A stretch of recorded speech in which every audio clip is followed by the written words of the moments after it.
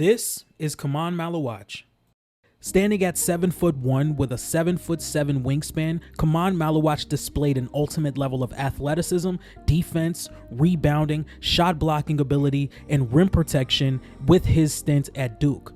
And for those who know how high I am on Khaman Maluach. I think his defense has gotten really underrated with his stint at Duke because he played alongside Cooper Flagg. I think in theory, Khaman Maluach is the perfect center to build around defensively, and he also has a lot of offensive upside that we haven't got to see much at the collegiate level. But today, on this episode of At the Buzzer Sports, we're going to be talking about Khaman Maluach and the impact that he can provide for any NBA team that decides to draft him.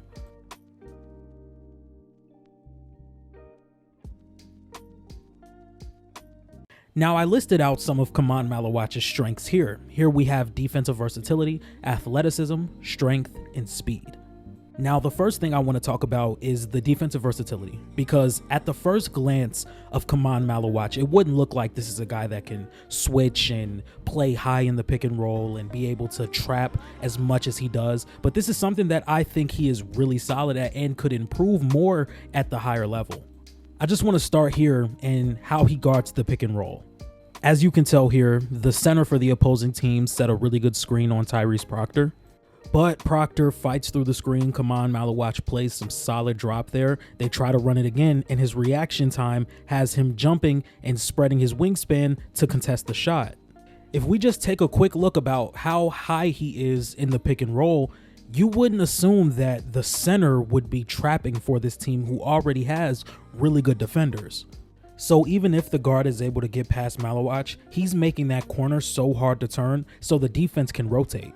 So like I said earlier in the video, I'm extremely high on Khaman Maluach. And I think a lot of people look at some of the things that he does on the court and you say that he doesn't get a lot of rebounds. I would counter that with he doesn't play next to the rim a lot. From some of the clips that I've shown you and some of the clips that we're going to look at in the future later on in this video, you can see him switching out to the perimeter a lot. You can see him blitzing pick and rolls a lot. You could see him closing out on wings and guards a lot and just stopping their momentum downhill or just stopping their lane to the rim. So I don't necessarily think he plays around the rim enough to be this double-digit rebound type of guy. But I also do think he has the physical tools to be a better rebounder in the NBA, because some of these things that he's showing in college, yes, they're great, but I don't think teams are going to ask him to switch on the perimeter as early as next season. The reason I'm so high on that is because he's probably going to have a leg up against some of these other centers who don't switch onto the perimeter as often, and he'll have some experience in that aspect. And the best thing about Maluach with me is we talk about this with Anthony Edwards, with Apollo Banchero. No, I'm not comparing Khaman Maluach to those level of players, but the path of improvement is so obvious. When we look at Anthony Edwards, his playmaking has gotten a lot better, but we still need to see that improvement or that consistency from him to deem him a plus playmaker. For Apollo Banchero, it's just getting downhill more, having a better shot selection, and becoming a better mid-range shooter.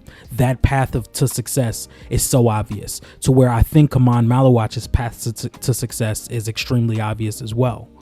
When I watch him play, I still think this is a guy that's leaning on his athleticism and his speed way more than his IQ and his feel for the game. We have to remember that Khaman Maluach has not been playing basketball for long. I don't think he's been playing basketball longer than 5 years. To where you can see him get switched out on the perimeter and bite a lot. You're going to see on my weaknesses that some of it is just discipline on the defensive end. Sometimes I feel as though he gets a little bouncy around the rim and tries to block a lot of shots. Sometimes I feel as though he bites on hezzies, head fakes, crossovers, things of that nature, and it just really puts him out of place defensively. Luckily, sometimes he can recover with his strength or his length to kind of bump a guard or a wing off their spot, or to have the wingspan to really contest the shot even when he's beat on the perimeter.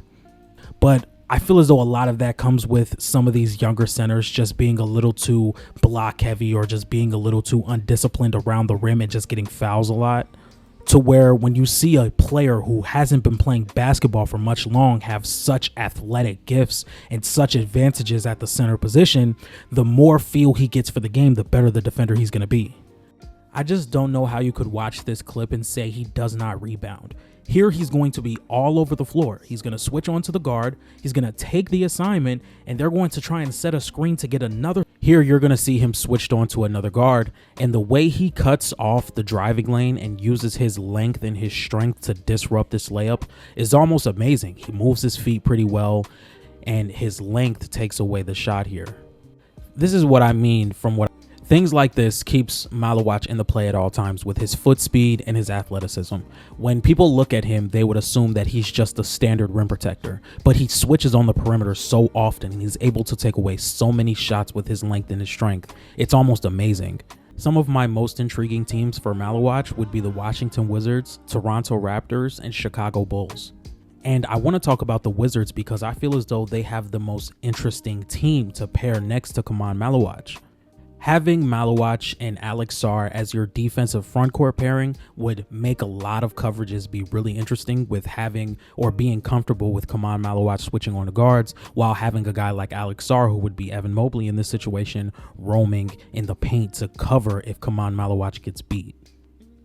This is something that Duke ran a lot. They were really comfortable with Khaman Maluach switching on the perimeter because Cooper Flagg was a really good off-ball defender, playing passing lanes and help side protection at the rim. So if you can build a team with Alex Sarr, Khaman Maluach, two bigs that move really well on their feet, and have a Bilal Coulibaly playing off ball as well and being a really plus on ball defender, this could be a very, very good defensive trio that can really grow in the future. Now, some of the weaknesses I do have for Khaman Maluach is his discipline, his hands, and he's very raw offensively. Now, I gathered some footage from overseas play. If you take a look at his form, there is a lot of upside in his shot. If we just take a look at how he shoots it off the catch, the positioning of his feet and how high his shot arcs is all very intriguing. Now, as an offensive player, I think Khaman Maluach shows a lot of intriguing signs. As a play finisher, a hustle guy, an offensive rebounder, a good screener, a good roller, someone that's good in transition and can be a lob threat. And I don't necessarily think that we should be expecting much higher of him. I mean, yes, he's shown a lot of signs overseas when he played with South Sudan, but I don't think that's something we would be asking him for right out of the gate. He showed a lot of face-up ability, a lot of three-point shooting, especially off the catch and spotting up. He showed a lot of post maneuvers, but those aren't things I won't be asking him of his rookie year. Where I would be trying to develop him is really just the playmaking out of the short roll and being more disciplined defensively. As long as he can be a good lob threat, have a good touch shot from about 6 feet, rebound the basketball and run in transition, I think that's probably the best you can get out of him offensively within his first 1 to 2 to 3 seasons. And it might also depend on what team he goes to, because he might have more leverage to take those catch and shoot 3-point shots or face it up in the post if he goes to a team like the Wizards, who has time to be patient with him. But all in all, in this video, I hope I was able to convince you on why I'm so high on Khaman Maluach, and maybe you guys have grown a little bit higher on him after this video. I think this guy has multiple all-defensive teams written all over him. I think he's very athletic. I think he plays very well on the perimeter. I think he has potential to be a great rebounder and lob threat. And I think he's going to be one of the better defensive centers in the league. And I think he's going to be a phenomenal building block to whichever team that decides to select him. So, ladies and gentlemen, with all that being said, make sure you guys like, comment, and subscribe on this video. Let me know in the comment section which prospect you would love to see me scout next. And I hope you guys enjoyed this video. Don't forget to like, comment, and subscribe, and I will see you guys tomorrow. Peace.